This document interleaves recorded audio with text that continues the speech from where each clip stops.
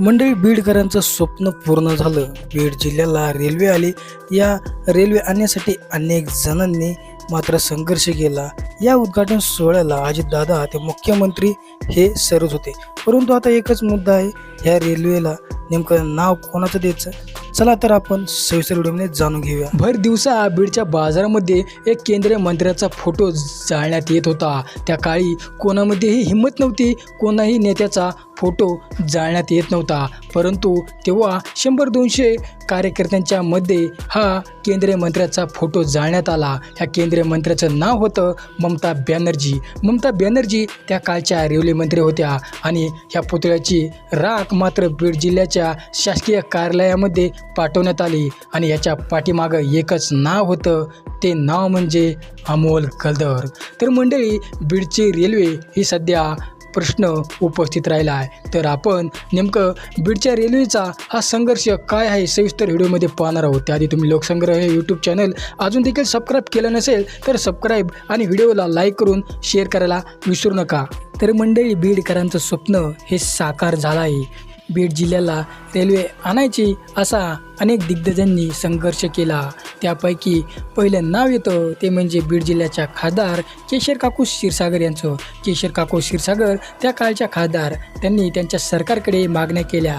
केंद्रीय मंत्री असणाऱ्या ममता बॅनर्जी यांच्याकडे त्यांनी मागणी केली. नंतर लालू प्रसाद यादव यांच्याकडे देखील त्यांनी मागणी केली होती. नंतर गोपीनाथराव मुंडे यांचं सरकार देखील आलं आणि त्यांच्या सरकारकडे बीड जिल्ह्यात रेल्वे आणायची असं त्यांचं एक स्वप्न होतं.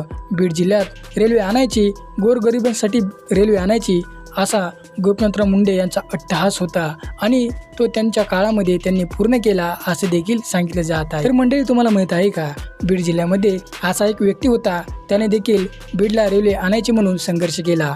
ते नाव समोर येतं एक युवा नेतृत्वाचं. ते नाव म्हणजे अमोल भैया गलदर. अमोल भैया गलदर हे बीडमध्ये काही काळ नाव चर्चेमध्ये होतं. गोरगरिबांचा असलेला कायवारी म्हणून त्यांची ओळख. बीडमध्ये कुठलाही प्रश्न सोडायचा असेल तर अमोल गलदर यांना पहिला फोन केला पाहिजे. मग रिक्षावाल्याला सपोर्ट असो, रिक्षावाले देखील आज देखील अमोल गलदर यांचं नाव काढलं तर त्यांच्या डोळ्यामध्ये मात्र पाणी येतं. अमोल गलदर हे एक बीड जिल्ह्यात सामाजिक कार्यकर्ते म्हणून त्यांची ओळख होती. अमोल गलदर यांची ओळख हे अनेक मंत्र्यापस्तोर देखील होती. तर मंडळी, हे नाव चर्चेमध्ये कसं आलं? तर मंडळी, अमोल गलदर यांनी पहाटेच एक आंदोलन उभा केलं. अमोल गलदर आणि त्यांचे कार्यकर्ते बीड जिल्ह्यातील एका मोठ्या टावरवरती चढले. भले पहाटे टावरवरती चढल्यानंतर अमोल गलदर हे नाव महाराष्ट्रभर चर्चेमध्ये आलं.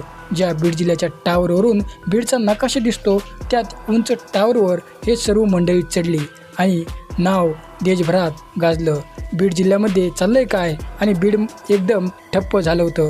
आंदोलनकाळी मात्र त्यांना पोलिसांनी अटक केली आणि पुन्हा बीड ठप्प झालं.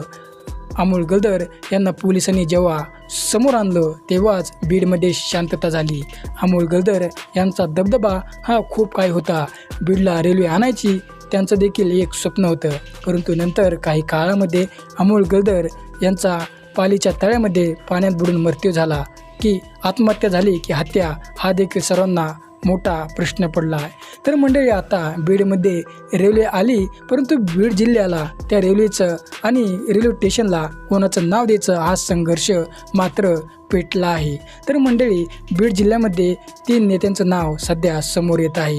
रेल्वे स्टेशनला केशर काकू क्षीरसागर किंवा अमोल गलदर यांचं नाव द्या आणि बीड रेल्वेला गोपीनाथराव मुंडे यांचं नाव द्या, असं सध्या चर्चा सुरू आहेत. परंतु बीड जिल्ह्यामध्ये गोपीनाथराव मुंडे, केशर काकू क्षीरसागर, अमोल गलदर हे मात्र आज स्वर्गवासी झाले आहेत. ते रेल्वे पाहायला देखील आज नाहीत. परंतु बीड जिल्ह्यातील रेल्वेला कोणाचं नाव द्यायचं, बीड रेल्वे स्टेशनला कोणाचं नाव द्यायचं, हाच मुद्दा कायम उपस्थित राहिला आहे. अजून देखील बीडच्या रेल्वेला कोणाचंही नाव नाही आणि बीडच्या रेल्वे स्टेशनलाही कोणाचं नाव नाही.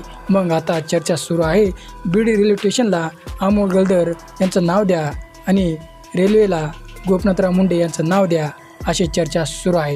तर मंडळी, हे स्वप्न बीडकरांचं पूर्ण झालं आहे. तुम्हाला हा व्हिडिओ कसा आवडला असेल तर अनेक लोकांपर्यंत शेअर करा आणि रेल्वे स्टेशनला कुठलं नाव दिलं पाहिजे आणि बीडच्या रेल्वेला का नाव दिलं पाहिजे हे कमेंट सेक्शनमध्ये आम्हाला नक्की कळवा.